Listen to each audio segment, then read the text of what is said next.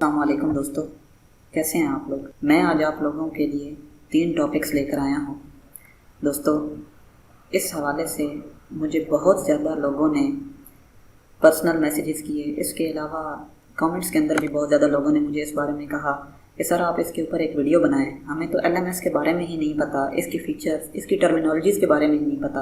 हालांकि कुछ स्टूडेंट्स तो ऐसे भी थे जो कह रहे थे सर हमें तो ये भी नहीं पता कि हमने अपनी असाइनमेंट्स को किस तरह से जमा करवाना है। तो उन स्टूडेंट के लिए मैंने कहा कि चलो एक वीडियो बनाते हैं जिसके अंदर मैं आपको ये बताऊंगा कि LMS के अंदर आप अपनी असाइनमेंट्स को किस तरीके से अच्छे तरीके से जमा करवा सकते हैं। उसके अलावा LMS के अंदर मुख्तलिफ़ तरह के जो हैं बटन, टैब्स, उनके क्या मकासद हैं।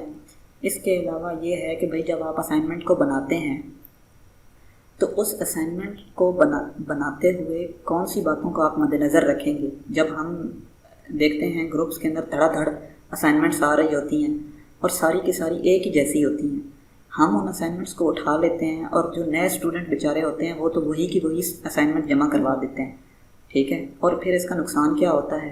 इसका नुकसान ये होता है कि फिर उन्हें 0 मार्क्स मिल जाते हैं। तो मैं आपको इसके अंदर ये बताऊंगा कि भाई कैसे आप लोगों ने बचना है इन चीज़ों से, कैसे आपने प्लेगरिज्म से बचना है और अच्छे तरीके से असाइनमेंट को किस तरह से प्रिपेयर करना है। इसके अलावा 3rd नंबर पे मैं आप लोगों को ये बताऊंगा कि क्विज़ को अटैम्प्ट करने के तरीक़ाकार क्या हैं, किस तरह से आप अपना अच्छे तरीके से क्विज़ को कर सकते हैं और उसमें से 10/10 मार्क्स ले सकते हैं।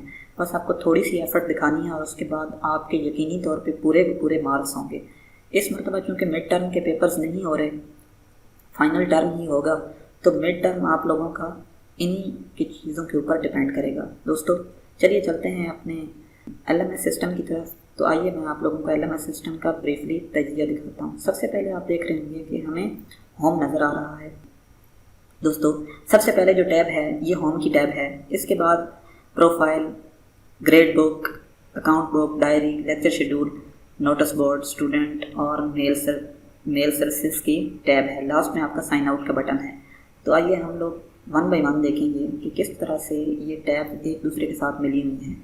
2nd नंबर पे आपका होम के बाद आपकी प्रोफाइल आती है। प्रोफाइल के अंदर आपकी स्टूडेंट की प्रोफाइल होती है। उसके अंदर लिखा होता है कि भाई आप किस सेमेस्टर के स्टूडेंट हैं, आपका किस इलाके से ताल्लुक़ है, आपने कौन कौन सी डिग्रीज़ की हुई हैं और अभी आप करंटली किस डिग्री के अंदर हैं। 3rd नंबर पे आपकी ग्रेड बुक आती है। ग्रेड बुक के अंदर आपका स्टूडेंट ID होती है, आपका CGPA होता है, आपके जो रिज़ल्ट्स होते हैं, जो जितने भी आपके सब्जेक्ट्स होते हैं उसके अंदर जो आप मार्क्स लेते हैं वो इसके अंदर शो किए जाते हैं। इसके बाद दोस्तों जो है वो 4th टैब हमारी है अकाउंट बुक की। तो अकाउंट बुक के अंदर अगर आप लोग देखें तो हमारे पास अकाउंट्स के रिलेटेड काम है कि भाई जितनी भी आपकी फ़ीसें हैं वो इसी के अंदर आती हैं। तमाम जो फ़ीसें जो आपने जमा करवानी है, जो आपके ड्यूज़ होते हैं वो इसी के अंदर करवाते हैं।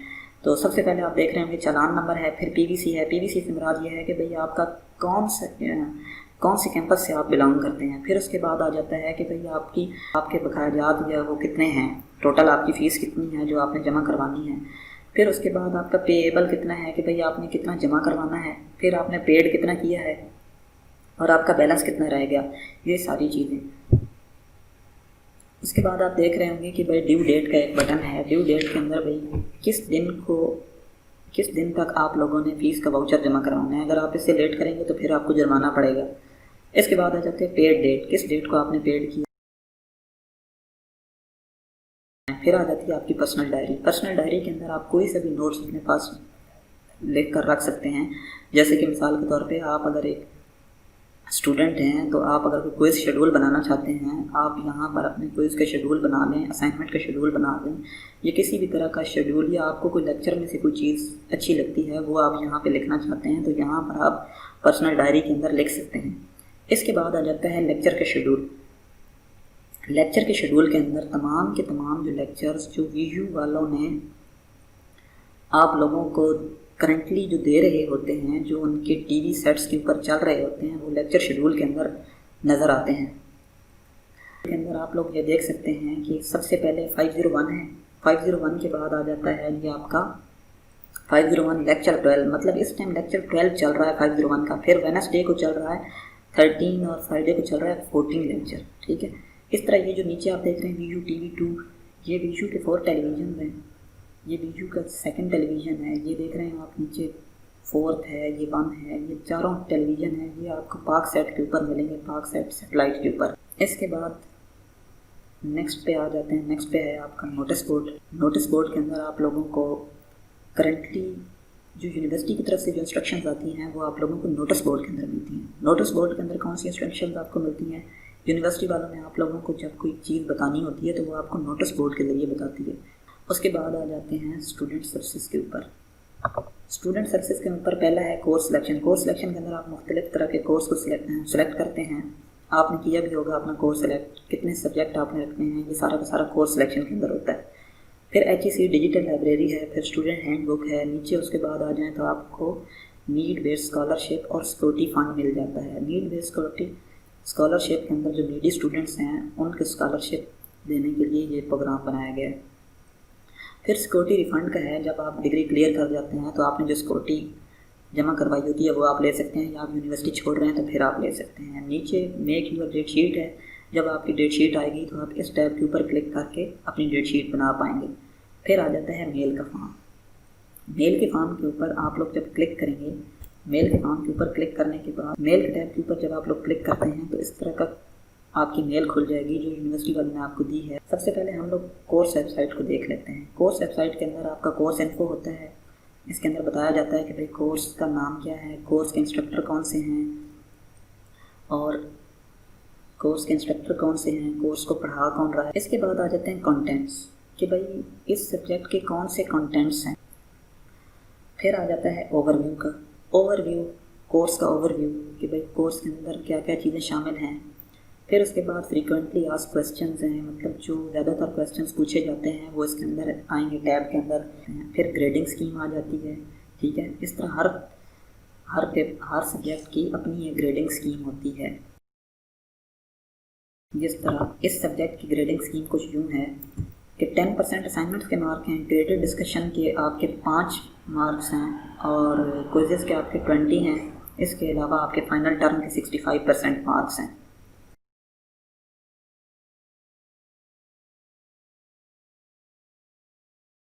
अब जैसे इन भाई का GDB जो है वो नहीं आया हुआ, ठीक है। जैसे हमने GDB के ऊपर अभी क्लिक किया, GDB नहीं आया हुआ। फिर उसके बाद सबसे पहले आते हैं क्विज़ के टैब के ऊपर। क्विज़ के अंदर आप लोगों को क्विज़ेस जो होंगे। फिर उसके बाद आ जाते हैं असाइनमेंट्स के अंदर आप लोगों को अपनी असाइनमेंट्स जो होंगी। फिर GDB से मुराद होता है ग्रेडेड डिस्कशन बोर्ड। इसके बाद आ जाता है MDB होता है मॉडरेट डिस्कशन बोर्ड। इसके अंदर क्या होता है कि आप टीचर से कोई क्वेश्चन पूछ सकते हैं कि मुझे फ़लाँ जगह से समझ नहीं आई, आप मुझे इसके बारे में बता दें, तो टीचर आपको इस बारे में बताए। TDB क्या चीज़ होती है? TDB ये इंस्ट्रक्टर रिलेटेड होती है, जिसके अंदर इंस्ट्रक्टर आप लोगों को बताता है कि भाई किस तरीके से, मतलब अगर इंस्ट्रक्टर ने आप लोगों के साथ कोई इंटरेक्ट करना होता है तो वो TDB सेक्शन के थ्रू करता है। नेक्स्ट है आप लोगों की अनाउंसमेंट्स। जब टीचर ने आप लोगों को कोई बात बतानी होती है तो वो अनाउंसमेंट के थ्रू बताता है, लेकिन जब यूनिवर्सिटी वालों ने बतानी होती है तो वो नोटिस बोर्ड के थ्रू बताते हैं। एक्टिविटी के अंदर आप लोग एक्टिविटी को अंजाम देते हैं। जैसे यूनिवर्सिटी वाले कुछ क्लासेस वगैरह दे देते हैं कि भाई ज़ूलॉजी वाले जिस तरह भी हैं वो लोग फ़िज़िकल क्लासेस लेने के लिए भी जाते हैं। तो जो फ़िज़िकल क्लासेस लेने के लिए जाते हैं वो एक्टिविटीज़ वाली टैब के अंदर बताते हैं कि भाई हम लोगों ने मिड से पहले क्लासेस लेनी है या मिड के बाद क्लासेस लेनी है। फिर उसके बाद है माई टू डूज़ का सेक्शन।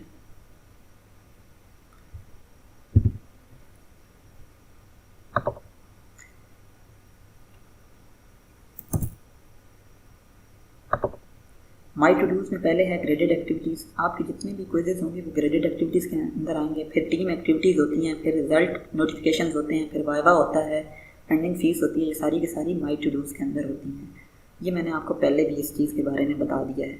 इसके बाद ये देखें, आप नीचे देख रहे होंगे असाइनमेंट 0, मतलब इस कोर्स की अभी कोई असाइनमेंट नहीं आई हुई है।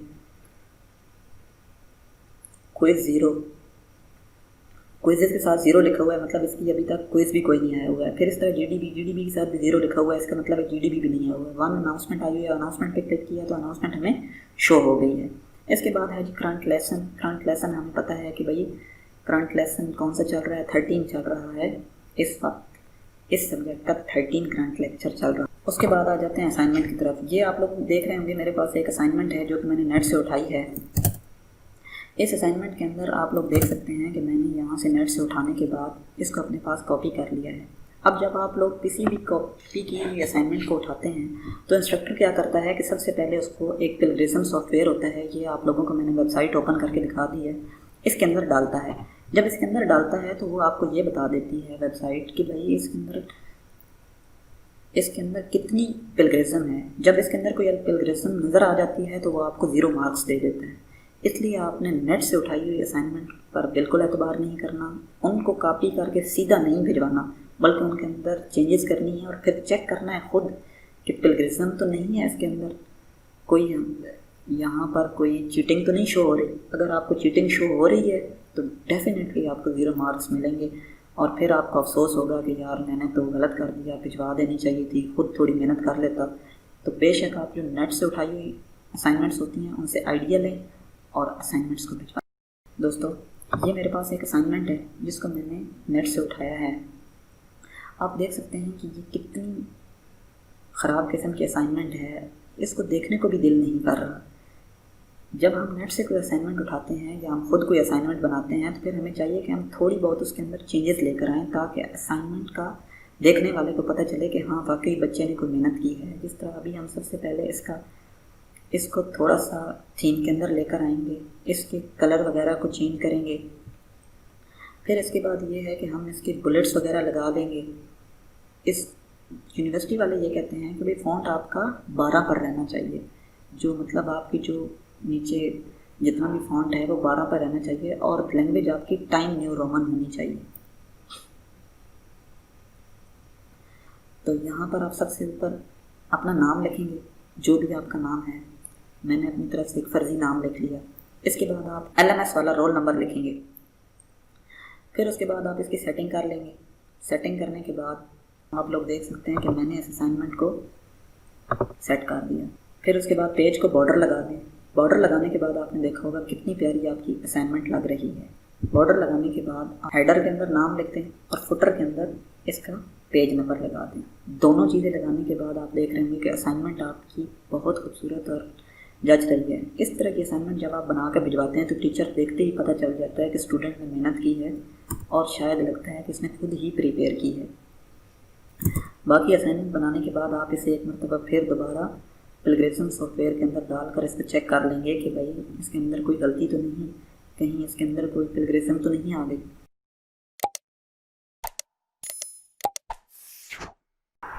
इसके बाद क्विज़ेस के अंदर आप 10 बाई 10 नंबर किस तरह ले सकते हैं ये मैं आप लोगों को अगली वीडियो के अंदर बताऊंगा और मैं आप लोगों को वो सीक्रेट्स बताऊंगा कि किस तरीके से आप क्विज़ करके 10 बाई 10 मार्क्स ले सकते हैं अपने क्विज़ के अंदर।